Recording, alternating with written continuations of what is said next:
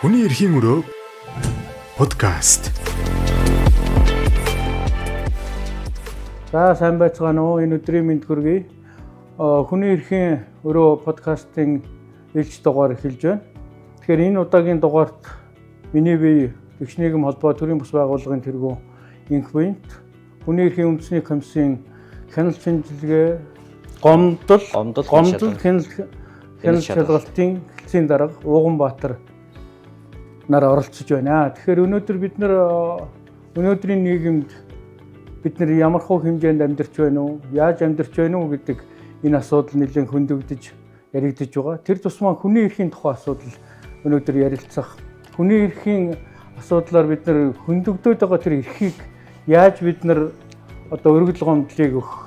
Яаж ямарын гомдол, ямарын өргөдөл гэж үздэгин энэ талаар бас мэрэгжлийн хариуцсан хүний хувьд бас бид мэдэж авах ийм зорилготой байгаа. Нөгөө талаар бол ер нь Монгол улсын ажиллаж байгаа хүний эрхийн үндэсний комисс ер нь хөгжлийн бэрхшээлтэй хүмүүсийн эрхийг хангахад ямархуу чиглэлээр яаж ажиллаж байна уу? Одоо ямархуу байдалтай байна уу гэдэг энэ талаар бас мэдэж авахыг хүсэж байна. Нөгөө талаар нэгдсэн үндэсний байгууллагын хөгжлийн бэрхшээлтэй хүний эрхийн тухай конвенцийн хорооноос өгсөн Монгол улсын засгийн газар өгсөн одоо зөвлөмж бид нар ер нь хамтраад яаж хэрэгжүүлж болохоор байна уу?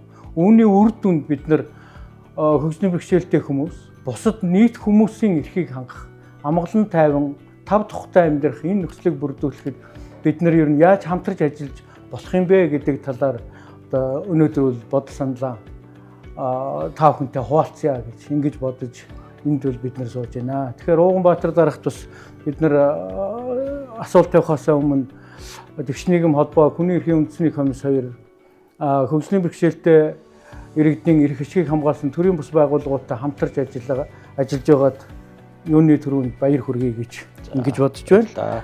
Одоо бид нар ямар сэдвээр хамтарч ажиллаж байна вэ гэхээр хөгжлийн бэрхшээлтэй хүний эрхийг хангахад эрхийн одоо хариу үзүүлэлтийг бий болгоход төрийн бус байгууллагуудын чадах хэр зэрэг яаж нэмэгдэж байна уу? Тэрнийг чадварчуулахад бид нар ямар нөлөө үзүүлж чадах вэ гэдэг энэ одоо асуудлаар энэ үйл ажиллагаагаар 2 жилийн туршид бол манай байгууллага Хүний эрхийн үндэсний комисс, Европын холбоо IPO байгууллага дөрөв хамтраад 2 жилийн хугацаанд хөдөө орон нутгийн референтүүд, хөдөө орон нутагт байгаа манай төрийн бус байгууллагуудын төлөөллүүдийг чадварчуулах ийм үйл ажиллагааг хийж байгаад туйлын их баяртай байна. Тэгээд хамтарч ажиллаж байгаад маш их баярлалаа гэдгийг юуны төрөнд бас хэлье гэж ингэж бодож байна.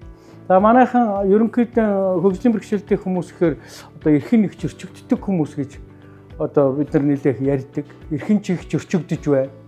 Тэгэхээр ер нь яагаад энэ хүний эрх гэдэг талаасаа ер нь та юу гэж ойлгодог вэ? Энэ талаар бас нэг одоо манай хүмүүст нэлээ тодорхой их энгийн мөртлөө тодорхой ойлголт эхлээд өгөөч. Тэгээд яагаад энэ гомдол санал яагаад гараад байна вэ? Ер нь яагаад эрхэн зөрчигдөд байна уу? Эсвэл бид нар мэдэхгүйдэн буруу ойлгоод байна уу? Энэ талаас нэг та нэг илүү их ярьж өгөөч. За тэгэхээр. За юуны өмнө та бүхэнд бас өдрийн мэнд хүргье. За Тэгш нийгэм холбоо төрийн бус байгууллагатай Хүний эрхийн үндэсний комисс хамтраад бас нэлээдгүй ажлуудыг бас зохион байгуулж байна. Үр дүнд хүрж байгаа ажлууд ч бас байгаа гэж харж байгаа. За Хүний эрхийн үндэсний комисс тэргүүлэх чиглэлийнхаа нэгийг энэ хөгжлийн бэрхшээлтэй хүний эрхийн асуудлыг бол тэргүүлэх чиглэлээр болгож ажиллаж байгаа. Юуны төрөнд энэ хүмүүсийн эрх одоо зөрчигдөх явдал түгээмэл байгаа учраас энэ дээр бас тодорхой хэмжээний ахиц гаргах шаардлагатай гэж энэ стратеги төлөвлөгөөнд тусгасан байдаг. За бид жил дунджаар 1000 гаруй гомдол мэдээлэл хүлээж авч байгаа. За 2021 оноос эхлээд бид нар одоо гомдлын тоо бол нэмэгдсэн. Манай Хүний эрхийн үндэсний комиссийн тухай хууль 2020 он шинжилэн батлагдсанаас хойш ерөнхийдөө бол хүний эрхийн талаарх гомдол мэдээлэл бол тогтмол өссөн үзүүлэлттэй юм байна. За энд бас тодорхой хэмжээний хувь нь бол энэ хөгжлийн бэрхшээлтэй хүний эрхийн зөрчлийн асуудлууд яригдж байгаа. За манай иргэдийн зүгээс ядангуяа энэ хөгжлийн бэрхшээлтэй иргэдийн зүгээс гомдол мэдээлэл гаргах явдал нь түгээмэл биш байна. Бас харьцангуй гомдлоо гаргаад яваад байгаа иргэн бол цөөхөн байгаа боловч бид нар бас зөвхөн гомдол гэж хүлээж суугаад идэггүй мэдээллийн мөрөөр шалгах ажиллагаануудыг явуулдаг. Өөрөөр хэлбэл одоо манай улс бид хүн мэдж байгаа шүү дээ. Эдийн засгийн нөхцөл байдал хөгжлийнхөө энэ нөхцлөөдөө шалтгаалаад дид үтсийн хүртээмжээс авахгүйдаад энэ хөгжлийн бэрхшээлтэй иргэдийн одоо саад дотор учруулж байгаа цаашлаад эрхийн зөрчдийг бий болгож болох хуц юм нөхцөл байдлууд бол бид нар одоо энэ байшингаас гараад тулгарч байгаа. Тэгэхээр энэ олон тулгамдж байгаа асуудлыг аль нь хүний эрхийн зөрчид юм бэ? Алийг нь бид нар арилгах боломжтой юм бэ гэдэг дээр бид анхаарлаа тавьж ажиллаулаад явж байгаа.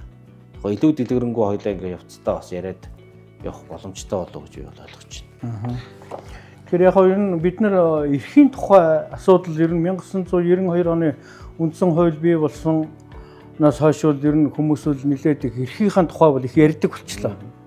Яриад байна, миний эрх зөрчигдөөд байна, энэ төр гэдэг нь бол бас ингээд ярьдаг болж байна. Гэхдээ энэ үнийг яг албан ёсоор одоо ямар зүйлийг бид нар мэдээлэл гэж үзэх үү? Ямар зүйлийн гомдол юм байна гэж үзэх үү? Тэгээд тэр одоо мэдээллийн журмаар шалгаж байгаа хяналт тавьж байгаа хэсэг энэ хөгжлийн бэрхшээлтэй хүмүүс ер нь хэр зэрэг хамрагдаж байна уу? Дээрэс нь одоо гомдол өгж байгаа иргэд түрүүн та 1000 гаруй гэж яллаа. Тэгэхээр ер нь яг хөгжлийн бэрхшээлтэй хүмүүс ер нь хэр зэрэг өгч чадчихэв нөө. Энэ дээр бас нэг та нэг тодорхой явууч. За яг хөгжлийн бэрхшээлтэй иргэдийн зүгээс анзаараад хахад гол толгой хоёр асуудлаар гомдол гаргаад байна гэж би анзаарч байгаа. Анзаарч явах иргэд ирж байгаа гомдол мэдээлэл дээр дүн шинжилгээ хийж байгаа юм. Нэгдүгээр тэд нар хөгжлийн бэрхшээлтэй иргэдийн хөдөлмөрлөлт эрхийн асуудлаар ирж байгаа гомдлууд бол байна. Хоёрдугаарт нь нийгмийн халамж хүртэх хэрэгтэй холбоотой асуудал байна. Хөгжлийн бэрхшээлтэй иргэн гэдэг чинь ерөөсөө зорилт бүлэг буюу нийгмийн халамж хүртэж байгаа иргэд байна. Тэгэхээр энэ нийгмийн халамжийн үйлчлэгээнээс үндэслэгүйгээр хасах чөлөөлөгч гэдэг юм уу те? Эсвэл одоо тэр нийгмийн халамжийн хувь хэмжээг бууруулах гэдэг юм уу? Энэ талаар ирж байгаа гомдол бол нэлээдгүй бий. За энэ бол төрийн байгууллагын буруутай үйл ажиллагаач байгаа. Зарим тохиолдолд нөгөө иргэний бас хариуцлагагүй гэх юм уу? Ийм тохиолдол бий. Тэгэхээр бид нар одоо юу гэдэг иргэнд үүргэжүүлсэн ийм хуулийн заалтыг бол хөгжлийн бэрхшээлтэй юмаа гэдэг давуу байдал олгохгүй шүү дээ. Энд чинь өөрөө иргэд бас нөгөө хөгжлийн бэрхшээлтэй иргэдтэй ядгарлан гадарх шинж тэмдэг бий болоод явчихна. Тэгэхээр ерөөсөө үүргэжүүлсэн заалтыг бол хөгжлийн бэрхшээлтэй иргэн ч бай, бусд иргэд ч бай адилхан л үүргэжүүлсэн заалтыг хэрэгжүүлэх явах хэрэгтэй. Өөрөөр хэлбэл тодорхой одоо тэр нийгмийн халамж хүртэхтэй холбоотой бичиг баримт шаардлагатай төрөв шаардлагатай бичиг баримтуудыг гаргаж өгөхөөс авахгүй да зүгээр энгийн асуудал шүү дээ, тийм ээ. Тэгээд энэ тодорхойлж байгаа баримт бичгүүдийг гаргаж өгч гэдэг юм юмнаас шалтгаалаад одоо нийгмийн халамжийн үйлчлэгэнд хамрагдаж чадахгүй тасалдах ч гэдэг юм ийм нэг мэргэжил тохиолдлууд бол гардаг. За энэ дээр бол мэдээж одоо харилцан ойлголцоод манай хүний эрхийн үндэсний комиссийн тухай эвдрүүлэн зуучлах маяг замаар гомдлыг шийдвэрлэх гэж зохицуулт бий. Энэ замаар зохицуулаад явж байгаа. Ер нь бол энэ дагуу асуудлаа шийдвэрлэж байгаа тохиолдлууд бол бас баггүй байна. За хоёрдугаар асуудал нь за нөгөө хөгжлийн бэрхшээлтэй хүмүүсийн хөдөлмөрлөх орчин нөхцөл манай улсад бол байгаа. Яг бодит байдал дээр. За ялангуяа тулгуур эрхний бэрхшээлтэй хүн бол бүр хөдөлмөрлөлөө явахад туйлын хүндрэлт. Орчны хүртээ хэмжээс авахгүй да. Наазах нь манай одоо иргэдийн одоо хөгжлийн бэрхшээлтэй иргэнд хандж байгаа хандлагаас авахгүй да. Энэ хүний эрхийн мэдрэмжийн асуудал шүү дээ. Энэ эрхийн хандлагын асуудал. Тэгэхээр энэ дутуугаас үүдэлтэйгээр ингээд одоо хөгжлийн бэрхшээлтэй иргэд нийгмийн харилцаанд яг одоо энгийн хүмүүстэй адилхан оролцоод явхад ямар нэгэн байдлаар саад дотор учруулад байдаг. Тэгэхээр энэ нь юун одоо зөвхөн нийгмийн харилцаанд гараад дэлгүүр орох ч гэдэг юм уу ойр зургийн одоо хэрэгцээнд нийгмийн харилцаанд бүрэн дүүрэн оролцож чадахгүй байгаа хүн юун хөдөлмөрийн зах зээл дээр оролцоод ажиллах. Энэ зарим одоо хөгжлийн бэрхшээлтэй хүний хувьд энэ баг мөрөөдөл шахуу болцсон байна. Тэгэхээр энэ бол уг нь бас боломжтой зүйлээ бид. Энийг хийж болохыг боломжтой. Саяхан манад нэг гомдол ирсэн Монголын одоо томоохон үйлдвэр аж ахуй нэгжид хөгжлийн бэрхшээлтэй иргэнийг гэрээгээр авч ажиллуулсан байна. Нөгөө тодорхой хувинаас ковотноос хөгжлийн бэрхшээлтэй хүн байх ажиллах ёстой гэсэн хуулийн шаардлага байгаа шүү дээ. За энийхээ дагуу авч ажиллуулсан. Харамсалтай нь тэр хүн нөгөө тулгуур эрхний бэрхшээлтэй хүн маань ажлын байран дээр очиод өглөөд яг одоо 8 цагтаа ажилдаа ирээд орой 17 цагтаа зардаг тэр ажлын байранд очиход үнэхээр хүндрэлтэй.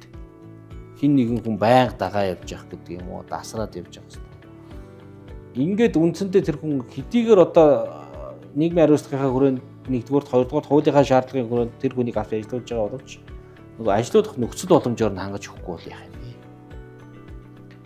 Яг бодит байдал тэр хүний эрх зөрчигдсөн хിവэрэл баг. За ийм нэг асуудал байна. За дараагийн нэг асуудал нь би түрүүн бас тэр нийгмийн халамж хүртэх хэрэгтэй холбоотой асуудлаар ярих жагаад бас мартсан байна. Энэ хөдөө орон нутгийн эмнэлэг хөдөлмөрийн магадлах комисс за Улаанбаатар хотч ялгаагүй дээ. Ер нь эмнэлэг хөдөлмөрийн магадлах комисс гэдэг нь маань нөгөө эмнэлгийнхаа хуралдааны танхим нь эмнэлгийнхаа дээд давхруудад байж байна. Зүгээр энгийн асуудал шүү. Тэгээд одоо нөгөө манай нэг эмнэлэг хөдөлмөрийн магадгүй комиссын хурлаас заавал бичиж оруулах гэж зарим нэг тийм шаардлага тавигдаад байна шүү. Тэгээд нөгөө тулгуур эрхний бэрхшээлтэй харааны бэрхшээлтэй хүн маань очиод хуралд орохын тулд маш олон саад бэрхшээлүүдтэй тулгардаг байна. Ингээд хөдөө орон нутгийн одоо нэг юм эдгийн тэр хурлын танхимыг нэг давхурд хөгжлийн бэрхшээлтэй хүнд хүртээмжтэй тулгуур эрхний бэрхшээлтэй хүн чөлөөтэй өөрөө ингээд тэрэгэн цартайгаа яваад ороод хуралдаа ороод гараад ирэх боломжтой ийм танхимд шилжүүлэн одоо хуралдуулах юм шийдвэрийг комисс гаргах болсон. Тэр энэ зүгээр одоо бидний өдөр тутамдаад ирж байгаа тэр 1000 гаруй гомдлоос чинь зарим нь ингээд хөгжлийн бэрхшээлтэй иргэнтэй холбоотой гомдол гэдэг ярьж байгаа аахгүй шийдэл ингээд яригдаад байгаа. Гэхдээ энийг бол цогцоор нь шийдэх ёстой шүү дээ. Нэг гомдол ирлээгээд бид нар нэг аймгийн нэг эмнэлэг дээр за та нар ингэж болохгүй гэдэг ингээд нэг шаардлага явуулаад авах юм уу эсвэл гомдлын шийдвэрлээд авахс илүүтэй төрийн бодлого байх ёстой шүү дээ. Ер нь бол энэ хөгжлийн бэрхшээлтэй хүн үйлчлэгээ авах боломжтой төрийн үйлчлэгээ авах гэж байгаа юмнууд бүгд одоо наад зах нь стандартын дээр налуу шат тэгээд тэр хөтөж байх ёстой ч гэдэг юм уу те энэ төрийн үйлчлэгээг л ингээд хүртээмжтэй байлгамаар байгаа. Нэг кейсийн араас ингээд явуулаа л та бид нар. Тэгээ энэ бол бүтэн одоо улсын хэмжээнд юм уу тэр асуудал зөвхөн тэр миний манад ирж байгаа гомдлын дагуу шийдэгдээд байгаа болохоос биш хөл системийн хэмжээнд бүрэн шийдэгдэж чадахгүй шүү дээ. Тэгэхээр ер нь одоо комиссууд мэдээж хязгаарлагдсан хүрээнд тус ажиллаж байгаа бах. Хуулийн хүрээнд өөрийн комиссийн тухай хуультай мэдээж хуулийн хүрээнд л ажиллана. За бидний одоо хуулийн хүрээ гэдэг маань амьдралд байх ёстой хүсэж байгаа тэр хүслийг ер нь энэ одоо энэ хэмжээнд байхад бол болно гэдгийг бол хийгээ. Тэгээд төр ард түмэн хоёр хийсэн гэрээг бол үндсэн хууль. Үндсэн хуулийн дагуугаар бид нар бол ажиллаж амьдарч өөрсдөө бас тэрүнд боловсруулж ингэж явах үүрэгтэй. Энэ бол нөгөө эрхийн нөгөө талын асуудал бол үүрэг байх. Тэгэхээр бол бид нар нэг талаас өнөөдрийн энэ ярьж байгаа бидний ярьж байгаа зүйлийг мэдээллийг аваад өөрсөндөө мэдлэг болгож авах гэдэг асуудалнууд их чухал. Яагаад бид нар энэ цаг зав гаргаад яриад энэ хүний эрхийн өрөөнд бид нар энд суугаад тэгээд энүүгээр дамжуулаад яагаад олон нийтэд хүргэж яах вэ зэрэг нийт хүмүүс бас энэ талаарх мэдээллүүдийг аваад ийм байх ёстой юм байна, ингэх юм байна, хязгаарлалтны юм байна, бид энэ хүрээнд байх нь байна, ингэж зохицуулагдах юм байна гэдгийг бас мэдээд авал зөрчлийн хэмжээ бас энэ дээр бас багасах байх гэж. Энүүн дээр бас нөлөөлөх нэг арга хэмжээ байх гэж би ингэж боддгийг. Нөгөө талаас нь бид нар яг комиссийн хувьд бол та түрүүнд хэллээ мэдээллийн аваад мэдээллийн дагуугаар хяналт шалгалт хийгээд ингэж явдаг ийм зүйлүүд байна. За мэдээж энэ бол хүн нэг гомдол гаргаад ингээд тэр гомдлын дагуугаар явдаг л баг гэж бодож байна. Гэхдээ ер нь бол нийгэм одоо хөгжлийн бэрхшээлтэй хүмүүсийг ялангуяа одоо хөдөлмөр эрхлэхт нь, боловсрохт нь, сурахт нь одоо яг ингээд нийтээрээ тавигдаад байгаа ийм зөрчлүүд ер нь хэр зэрэг байна. Та юу гэж ажигладаг вэ нүг? За яг хоо ер нь аливаа нийгэм ч болж үтж байгаа ч болж байгаа ч байна. Бүтэхгүй ч байна болж байгаа юм. За нэг үе бодвол шүү. Гэхдээ энэ төгс төгөлдөр юм бол биш. Нэг үе бодвол бас ч гэж манай ядангуяа энэ хууль хяналтын байгууллагууд наад зах нь одоо нэг хөгжлийн бэрхшээлтэй иргэнд хүртээмжтэй байх гал бас юмнууд хийгээд харагдаад нөгөө налуу шатнаас авахгүй даа л тий. Бид нар одоо нэг 20 жилийн өмнөх нийгэм рүү эргээд очиод харъя л та. Ер нь ямар төрлийн байгууллага наад зах нь тийм налуу шат одоо тэр зэрэгтэй иргэн ингээд чөлөөтэй явчих боломжтой байсан юм. Ингээд эргээд бодох юм бол одоо бол харьцангуй бас ингээд төрийн үйлчлэгээ үзүүлдэг байгууллагууд энд нь бол энэ стандартууд багаар мөрдөгдөд байгаа. За манайх чинь хүний эрхийн үндэсний комисс хүний эрхийн зөрчил гарсан тохиолдолд бол комиссийн гишүүний шаардлага хүргэлдэг. Шаардлагыг бол заавал биелүүлэх шинж чанартай. Бид нар нэг жил дунджаар нэг 30 орчим зарим жилдээ энэ шаардлага хүргэлж байгаа. Тэгээ би яг хөө ингээд өнгөрсөн хугацааны статистик мэдээлэл түүгээд үзлээ л дээ. Манайх ч одоо манай байгууллага 2001 оноос хойш байгуулагдсан одоо 23 жилийн түүхтэй ийм байгууллага байна. Нийтдээ нэг 500 орчим шаардлага комиссийн гишүүний шаардлага энэ 20 гаруй жилийн хугацаанд хүргүүлсэн байдаг. За эндээс яг хөгжлийн бэрхшээлтэй хүний зөвхөн хүртээмжтэй холбоотой асуудлаар бид нэр 36 шаардлага хүргэсэн байна. Хүртээмжтэй холбоотой асуудлаар шүү. Одоо энэ засгийн газрын байрнуудын гадна талууд бүгдээр ингээд манай шаардлагын мөрөөр стандарт шаардлагатай одоо шаттай болж ирсэн. За бид нар одоо энэ барилга байгууламжийг улсын хэмжээнд барилга байгууламжийг хүлээж авдаг барилгын улсын комисс барилгын яамд юу гэж зөвлөмж шаардлага хөргүүлээд байна гэхээр ерөөсөө шинээр орж байгаа барилга байгууламжууд бүгд энэ хөгжлийн бэрхшээлтэй иргэнд ээлтэй байх хэрэгтэй, хүртээмжтэй байх хэрэгтэй. Тэр шаардлага тэр барилгын комиссийнхантаа тавиа. Ингээд л энэ асуудлыг ярьж байгаа. За түрүүн та бас хэлсэн ер нь мэдээллийн мөрөөр ажилладаг гэж тийм ээ. Гомдол гэдэг маань тухайн иргэн миний эрх зөрчигчлөө гэдгийг барьж ингээд бичээд ингээд ирээд эсвэл бидэнд ирээд амар хэлснийг бидэн тэмдэглэж авахыг гомдол гэж байгаа. Мэдээлэл гэдэг маань одоо та тэр тэнд байгаа хөгжлийн бэрхшээлтэй иргэн Батын эрх зөрчигдөд байна шүү. Нэрхийн үндэсний комиссоо гэдэг ингээд мэдээлэл өгч шít. Тэнд Бат одоо ажилд орох гэсэн чинь хөгжлийн бэрхшээлээр нь ялгарлан гадуурхаад байна гэдэг ингээд өөр хүний асуудлыг манад ирж мэдээлхийг мэдээлэл гэж. Мөн одоо комиссийн гишүүн гэдэг одоо албан тушаалтан өөрөө санаачлагаараа ямар ч асуудлыг шалгаж болно. Энэ хүрээнд бид нар одоо өнгөрсөн жилүүдэд аймаг орон нутгуудын одоо энэ хуулийн байгууллагуудын хүртээмжийн асуудлыг бас дүн шийдэлгээ хийх ажлыг хийлээ. Ингээд одоо холбогдох аймагуудын удирдлагуудад одоо асуудлуудыг тавиал байгаагаар асуудлыг шийдэл явуулж байгаа. Том зургаараа одоо энэ хүний эрхийн асуудал тэр тус маань хөгжлийн бэрхшээлтэй хүний эрхийн асуудал бол манай усад бол дуусахгүй байна. Энийг бол тэгээд төр бодог гаргаж шийдэх ёстой гэж би бол хөөгнийхөө хувьд хардаг. Зөвхөн ганц байгууллагын асуудал биш шүү. Энэ хүний эрхийн үндэсний комиссийн хийх ёстой асуудал дангаараа хийдэг асуудал биш. Тэнд байгаа тэр хөгжлийн бэрхшээлтэй хүний хөгжлийн агентлаг гэдэг агентлагтай болсон шүү дээ. Бид нар ч бас нэг 4-5 жил болж байгаа байх. Уг нь энэ агентлаг бод ингээд энэ хөгжлийн бэрхшээлтэй иргэдийн эрхийг хамгаалах цаашлаад эднэрт одоо таатай орчин бүрдүүлэх ер нь энэ хөгжлийн бэрхшээлтэй болохоос урдсан сэргийлэгч гэдэг юм уу тийм бодлогын арга хэмжээнүүдийг авч явж явах хэрэгтэй юм байгуулга. Тэгээ яг одоо бэгччих шатандаа явж байгаа бодлоо гэж би харддаг шүү дээ. 4-5 жил болж шүү дээ. Тий.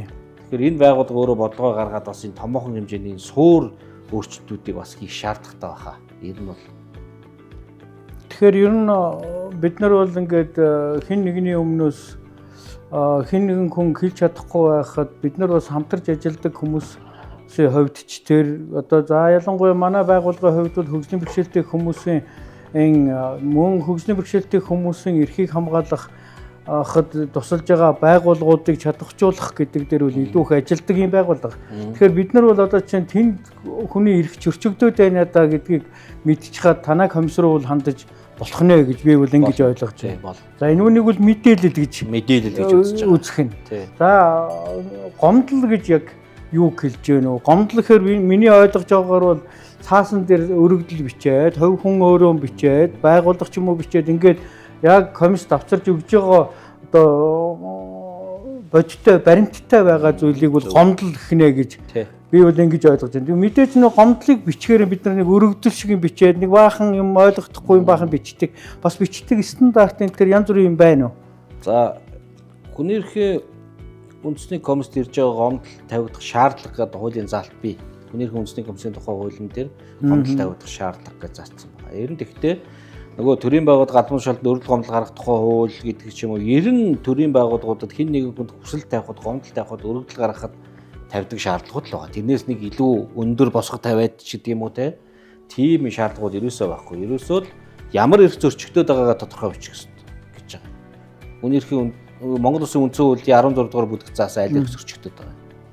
Хүний эрхийн түгээмэл тунхаглалд олон улсын гэрээ факт заасан аль эрхэн зөрчигдөд байгаа. За энэ нэгдүгээр асуудал. Хоёрдугаар тэр эрхийг хэн зөрчөөд байгаа юм? Төр юм уу? Төрийн шийдвэрээс юм уу? Хэн нэгэн иргэний шийдвэрээс юм уу? Тэ? Эсвэл хууль тогтоомжоос юм уу?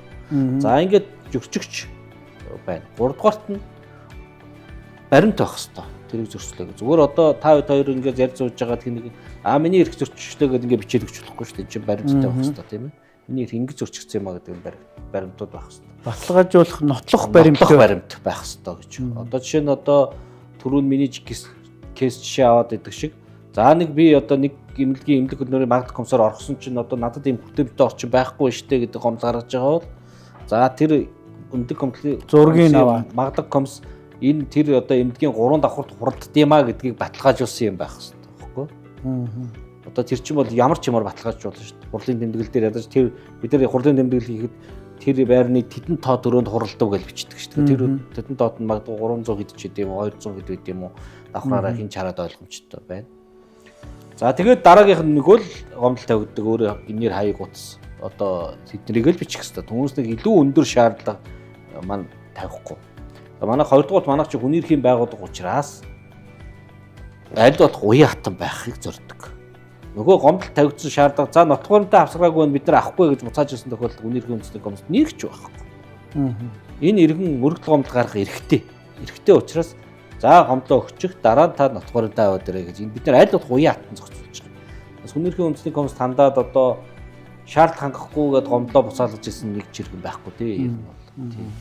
Тэгэхээр энэ дээр бол бас хүмүүс маань уян хатан. Тэгэхээр өргөдлийг бол бид нар бол ямар ч байсан өөрийнхөө зөрчигдөж байгаа эрхийг яг нэг юмар өөрсдийнхөө одоо бодож байгаа чадах хэмжээгээр бичээд ямар ч байсан ихний удаад хандахад бол болох нэ. Энэ өргөдлийг бол болох нь.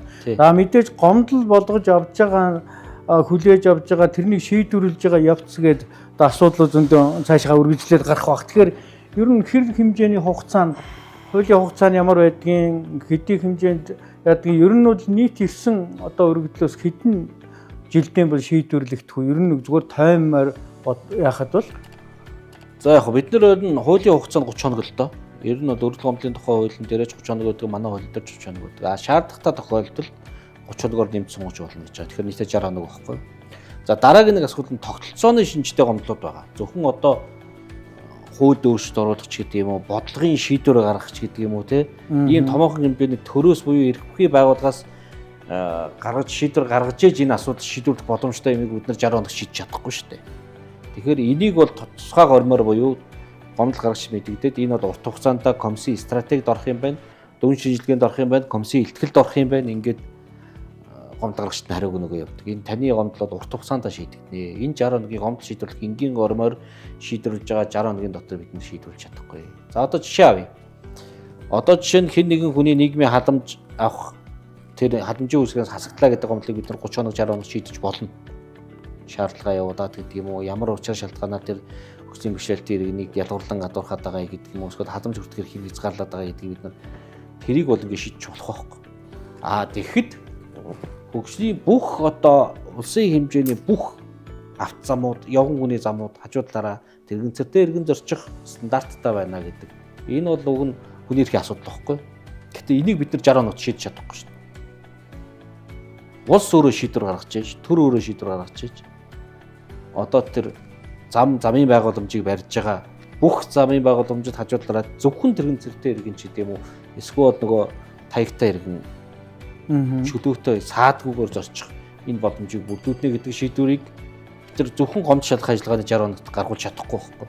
Энийг тогтолцооны шинжтэй гомдол гэж байгаа. Бүр тогтолцоогоор нь өөрчлөх гэсэн. Жишээгээр аваад ингэж ойлгох гал байгаа юм л да. Тэгэхээр ийм гомдлууд бол ялангуяа энэ зорилт бүлгийн эрх буюу энэ хөгжлийн бэрхшээлтэй иргэд ахмад насны ирэх хүүхдийн эрх гэдэг манайх одоо зорилт бүлгийн эрхийн асуудал. Эдний эрхийн талаарх гомдол дээр энэ урт хугацаанд буюу бодлогын шийдэл гаргаж иж асуудлыг шийдвэрлэх ийм шаардлагатай гомдлууд ус ирдэг байхгүй. Түүнээс биш энгийн 60 хоногт шийдчих гомдол баг зэрэг байна л та байна. Тэрийг бол жишээ нь одоо намайг одоо харааны бэрхшээлтэйгээд ажиллахгүй байна гэж байгаа гомдлыг бол бид нар 60 хоног шийдэж болно шүү дээ. Энэ эрхийн зөрчил мөн л юм чи. Харааны бэрхшээл шаардахгүй тийм ажлын байран дээр ажиллахаас саргалж байгаа бол энэ хүний эрхийн зөрчил мөн шүү дээ. Тэгэл энийг бол бид нар шийдэж болно. Тийм болохоор мэдээж энэ хувь хүн дээр одоо суурилсан хувь хүний нэг асуудлаар өгж байгаа өргөдөл гомдол гэдэг бол бас хугацаанд бол шийдвэрлэгдээд байх боломжууд бол байгаа юм байна гэж харагдаж байна. Нөгөө талаар биднэрт бол тэр нийгмийн тогтолцооны шин чанартай өргөдөл гомдол гэдэг юм бас байх нь. Тэр бол нөгөө нийт хүмүүсийн амьдарч байгаа орчны тухай асуудал энэ дээр яригдаж хөндөгдөж эхэлдэг юм байна. Тэгэхээр энэ дээр бол нөгөө бидний яриад байдаг түгээмэл загвар буюу универсал дизайн гэдэг энэ зүйлийг одоо төр засгийн бодлого гаргагч нар энэ үнийг илүү хүлээж аваасаа гэдэг ийм одоо хүсэлт бол биднэрт байдгийн. Тэгэхээр энэ хүний эрхийн комиссийн одоо үзэж байгаа ярьж байгаагаар бол сая хэллээ шүү дээ тийм ээ. Хувь хүний гаргаж байгаа өргөдөл гомдлыг бол хуулийн хугацаанд хэрэгжүүлээд ингээд шийдвэрлүүлээд явах боломжууд байгаа юм байна гэж. Нөгөө талаар нийгмийн тогтолцооны шин чанартай одоо томоор нь шийдэх энэ асуудлыг бол засгийн газар их хурлын хэмжээнд шийдвэр гаргаад тэрнийхэн гүйцэтгэлийг хянаж үзэж ингэж явдаг ийм одоо хүний эрхийн зөрчлийг арилгах бас нэг том зүйл байгаа юм байна гэдэг нь бол харагдаж байна. Тэгэхээр энэ үнийг яагаад яриад байгаа вэ гэхээр хөгжлийн бэрхшээлтэй хүн гэж хэнийг хэлэх вэ гэдгийг нүүб тодорхойлсон. Хөгжлийн бэрхшээлтэй хүний эрхийн тухай конвенцт бол ямар хүний хөгжлийн бэрхшээлтэй гэд нэрлэх үгтэй зэрэг саяын бидний одоо зөрчил дээр дурддагдсан хоёр хүчин зүйлийг бид нар илүү авч үзэж байгаа. За бие эрхтний хувьд, сэтгэхүйн хувьд өөрчлөлттэй байгаад тэгээд тэрүүн дээр нь орчны болоод хувийн хүчин зүйлсийн саад бэрхшээлүүд нэгдэж нийлсний улмаас нийгмийн амьдралд бүрэн дүүрэн оролцож чадахгүй байгаа тэр этгээдийг л бид нар хөгжлийн бэрхшээлтэй хүн гинэ гэдэг. Ингээд Нүүбийн конвенц бол ингээд тодорхойлоод өгцөө. Тэгэхээр энэ үнийг бол бас энэ одоо зөрчлийг арилгаж байгаа мэрэгжлийн байгууллагын хувьд бол бас яг сая бол гаргаж ирж байна тийм ээ. Хувь хүмүүсийн өгсөн өргөдөл гомдлыг бол хуулийн хэмжээнд бас хэрэгжүүлээд явах боломжтой. Нийгмийн тогтолцооны энэ шийдвэрийг одоо тогтолцооны энэ эрхийн зөрчлүүдийг бид нар арилгахад бол урт хугацааны одоо зайлшгүй хугацаа хэрэгтэй байна. Нөгөө талаар олон байгууллагууд бид нар хамтарч энэ дээр бас ажиллах хэрэгтэй байна. Нөгөө талаараа хувь хүмүүсийн өөрсдийн ойлголт мэдлэг бол энэ дээр бол илүү их чухлаа гэдгийг бас онцолж хэлж байгаа юм байна гэдгийг бол бас одоо ингэж ойлгож байна. Тэгээд Ууганбаатар дарагтайг баярлалаа. Тэгэхээр би дараагийн 2 дахь шатанд бас нэг асуух зүйл байгаа. Сая бол ингээд өргөдөл гомдлын тухай яаж авдаг, яаж өгдөг юм байгаа.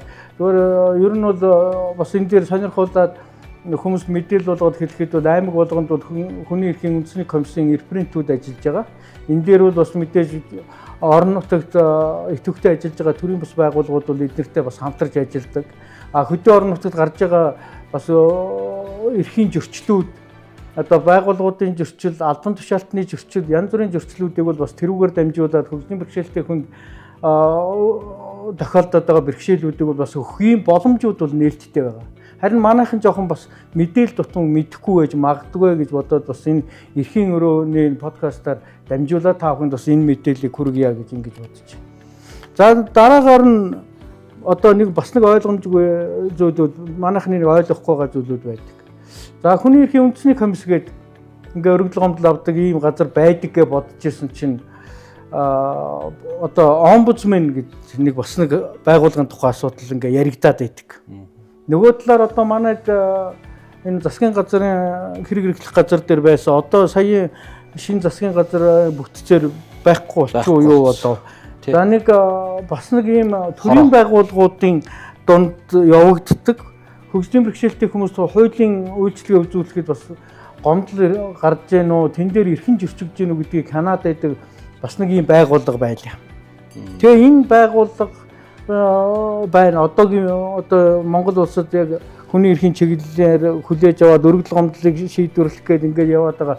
Энэ хоёр байгууллагын ялгаа ер нь юу вэ? Ер нь олон улсынхаа төвшөнд яг энэ статусынхаа хувьд ямар одоо ялгаатай байгууллагууд байдгийг хүний эрхийн комисс ер нь өөрөө ямар статустай байдаг? За тэгэхээр нэгдсэн үндэсний байгууллагаас гишүүн орнуудтай улс орондоо хүний эрхийн байгууллагыг уриалсан ийм Парисын зарчим гэж байгаа. Ийм тунхаглалыг гаргасан байдаг. Энэ хүрээнд манай улс чинь 2000 онд одоос 24 жилийн өмнө анх хүний эрхийн үндэсний комиссийн тухай хуулийг баталчихлаа. За тэгээд тэрнээс хойш 2020 онд шинжилэн баталсан. За хүний эрхийн үндэсний комиссууд ингэж байгуулагдсан түүхтэй. Одоо улсын хурлаас томилогддог ийм байгууллага. Гэхдээ улсын хурлаас гараад тусаар бие даасан үндэсний байгууллага гэж ингээ хуульчилж өгсөн ийм байгууллага. За та дөрөв нь хэлсэн энэ одоо засгийн газрын харьяаны дэргэд бас ингээд хүний эрхийн чиглэлээр үйл ажиллагаа явуулдаг энэ одоо институтууд байгаад байна. Эдгээр одоо юугаар ялгаатай юм бэ гэж. Хүний эрхийн үндэсний комиссийн тухай хуулийн дээр хүний эрхийг хангах үндэсний тогтолцоо маань өөрөө хүний эрхийн үндэсний комисс засгийн газар, улсын их хурл, нутгийн захиргааны байгууллагаас бүрднэ гэж заагаад өгсөн. Өөрөөр хэлбэл маш товчхондоо хэлэх юм бол хүний эрхтэй холбоотой асуудал дан ганц хүний эрхийн үндэсний комиссийн асуудал биш ээ. Төрийн бүхий л байгууллагууд өөрөө хүний эрхийг хангах үүрэггүй байх ёстой. Төрийн нэрийн өмнөөс үйл ажиллагаа явуулж байгаа төрийн аливаа байгууллагууд бүгдээрээ хүний эрх хамгаалагч байгууллага. Энийг манай улсын иргэд маань бас жоохон дутууд болмог ойлгодог. Хүний эрх гэхээр л хүний эрхийн үндэсний комисс дангаараа л одоо хяналтаа тавиал те урдсан сэргийлэх соён гэрүүрт ажиллаа хийгээл ингээд явах хэрэгтэй юм шиг ойлгодог. Мөн чанартай бол төрийн бүсг байгууллагууд өөр өөрсдийнхөө хууль заасан эрх хэмжээнийхээ хүрээнд чиг үүргийнхаа хүрээнд заагдсан тэр хүний эрхийн асуудлуудыг арилгаж явах ёстой, хянж явах ёстой. Тийм хүний эрхийн зөрчлийг гаргуулахгүй байх ёстой юм л чиг үүрэгтэй. Хүний эрхийг хамгаалах үндэсний тогтолцоо гэдэг нь тэр гэж. За энэ хүрээндээ бол хүний эрхийн үндэсний комиссоос гадна өнгөрсөн одоо улсын хур сонгуулийн мөрчлөгт гэх юм уу те засгийн газрын дээр хүний эрхийг хангах үндэсний хороо гэж байгуулагдаад ажиллаж ирсэн. Одоо тэгээ сая шинэ сонгуулийн дараа бол одоо энэ хороо татан бүгдсэн юм байна. Тэгэхээр засгийн газар ч гэсэн өөрийнхөө төвшөндөө хүний эрхийг хамгаалах тогтолцооны бүрддэхүүн хэсэг учраас тэр тэндээ бас засгийн газрын хэмжээнийхээ байгууллагуудад хүний эрхийг хангах хамгаалах үйл ажиллагаа өөрөө зохион байгуулж байгаа хэлбэр л байхгүй. Түүнээс яг хөө тэнд яг хуульчилсан гомдлыг хүлээж авах ингэн тэгнэ гэсэн зохицуулт бол байхгүй. За хүний эрхийн үндэсний комисс бол хүний эрхтэй холбоотой эрх зөрчигчөнтэй холбоотой гомдлыг бол хүлээж авна. За төрийн захиргааны байгууллагууд ч гэсэн өөрсдийнхөө эрх хэмжээний хүрээнд гомдлыг хүлээж авч болно шүү дээ. Жишээ нь хөгжлийн бэрхшээлтэй хүний хөгжлийн эрхийн газар бол яг энэ чиглэлээр ирж байгаа гомдлыг хүлээж авч болно. Тэр шалгах боломжтой. Тэр өөрөө хариуцсан нэг чинь чиг үүрэг нэмж байна. Тэгэхээр одоо төрийн бүх байгууллагууд тодорхой хэмжээнд одоо жишээ нь эрүүл мэнд сая миний ярьдаг одоо гомдолтой холбоотой кейсүүдийг яг харьяа газарт гаргаад явах боломж байгаа л байхгүй юу. Тэгэхээр нийгмийн халамж хүртэх хэрэгтэй холбоотой миний эрхийн зөрчил байна гэх юм бол хөдөлмөр нийгмийн хамгаалал яамд нь тэр хөдөлмөр халамж үйлчлэгээний газарт гомдоо гаргаж шийдвэрлэж болно шүү дээ. Яг л тэр хүмүүс чинь тэр байгууллагууд ч өөрөө төрийн байгууллага л юм чи. За тэр эмнэлэг хөдөлмөрийн магадлах комисс чинь энэ одоо хүний эрхийг ямар ч мэдрэмжгүй тэр дээд давхарт байрлаад би гарч хуралдаа орж чадахгүй шүү дээ гэдэг асуудлыг эрүүл мэндийн яамд тавьж байна. Тэгэхээр эдгээр бол бүгдээрээ хүний эрхийг хангах үүрэг хүлээсэн байгууллага гэдгийг л манай иргэд бол маш сайн ойлгох шүү дээ. За баярлалаа. Тэгэхээр энэ бид нэр хөгжлийн бэрхшээлтэй хүний эрх гээд бүгдээрээ бүх төвшөнд одоо ярьж байна. Тэгтэл яг одоо төрийн байгууллага ямар үүрэгтэй байдаг юм бэ? Төрийн бус байгууллагууд ямар үүрэгтэй байдаг юм бэ? Иргэн өөрөө ямар үүрэгтэй байдаг юм бэ гэдгийг бас мэдэж авах нь их чухал юм байна гэж би бол ингэж ойлгож байна. Тийм учраас иргэн болгон бас энэ өөрийнхөө эрхийг мэдхээс гадна үүргийг бас ухамсарлаад хаана хандаж ямар зүйл өгж болдгийг гэдгийг нэгдүгээрт мэдээд ямар байвал таатай байх юм. Өөрөө ганцхан таатай байх биш нийтэд одоо таатай байх нөхцөл нь юу юм гэдгийг бас ингэж хэлж өгдөг байвал энэ бол бас өөрийнхөө нэг болоод бусдын эрхийг хангаж байгаа бас нэг хэлбэр байх гэж ингэж бодож байна. Нөгөө талаар бол төр бол өөрөө одоо хууль гаргаад зохицуулах эрхтэй боловч бас хүний эрхийг дээдлж хүндэтгэж үзэж явах үүрэгтэй юм байна гэдгийг бол бас таны ярианаас сая ойлгож байна. Тэгэхээр яг үндэсний хэмжээний хувьд тогтолцооны асуудал гэж нэг том асуудал яригдж байна. Мэдээж төрийн байгууллагууд хувь хүмүүсийн мэдлэг сайжраад төрийн байгууллагууд үүргээ ухамсарласан цагт бол мэдээж өрчил гарах нь бол багасах нь. За нөгөө талаар би одоо нэгдсэн үндэсний байгууллагын хөгжлийн бэрхшээлтэй хүний эрхийн хорооноос өнгөрсөн 2023 оны 9 сарын 8-нд 2-3 дугаар илтгэлийн зөвлөмж Монгол улсад ирсэн. Энэ зөвлөмжөөр хөгжлийн бэрхшээлтэй хүний эрхийн тухай конвенцийн 33 дугаар зүйл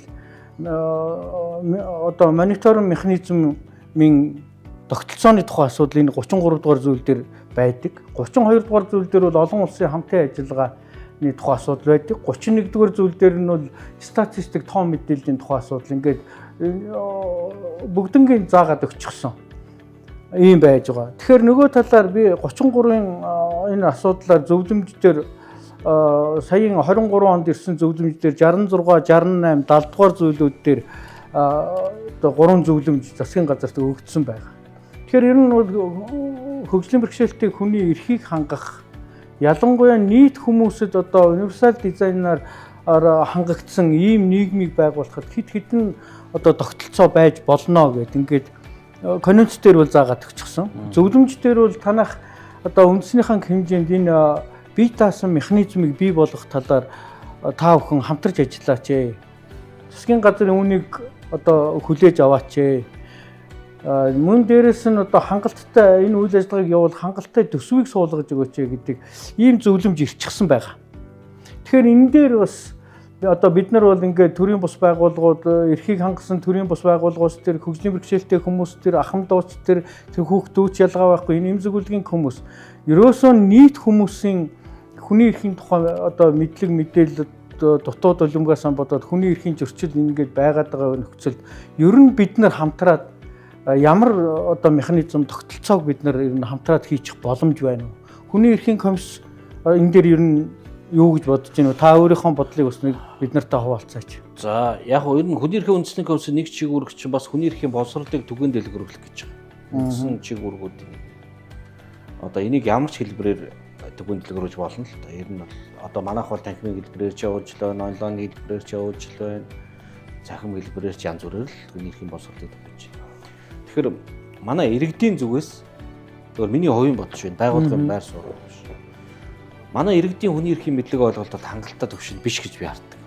Энийг мэдээж одоо хангалттай төвшөнд аваачихын тулд бид бүхэн ажиллаж байгаа. Мэдээж хүний эрхийн боловсролыг дээшлүүлэх түгээх гэдэг. Хоёрдугаарт нь төрийн зүгээс энэ зөвхөн хүний эрхийн зөрчлийг арилгах гэдэг юм уу, хүний эрхийн зөрчид гаргаж болшгүй нөхцөл байдлуудыг арилгах талаар үе шаттай арга хэмжээг юусаа авдаггүй гэж хардаг. Нэг арга хэмжээ аваад тасалдчихдаг. Ингээд үргэлжлсэн шийдэ тэр цогц асуудлыг шийдвэрлэхийн тулд ингээд төлөвлөгөөтэй дараалтаа ингэж явахгүйгээр нэг арга хэмжээ авч байгаад орхиод өөр арга хэмжээр явж байгаад буцаж ирээд орохоор ч дунд нь ингээд хийдлүүд үсчдэг. Залгамж чанар байхгүй юм.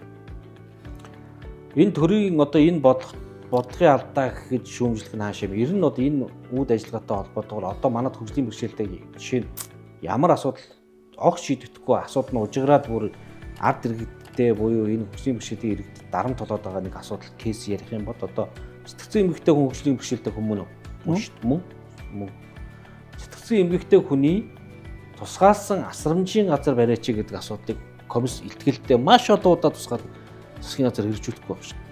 Засгийн газар улсын хурлаар тогтоодоор өргөжчихсэн. Үзэн байнгын орон тогтоодоор чиглэгчсэн. Тэгсэн энэс үүдэлтэй маш том одоо ингээд эрсдлүүд энэ гэр бүл гэдэг энэ одоо төрийн байгууламжийн хамгийн жижиг нэгж гэж бид нэр яриад байгаа шүү дээ.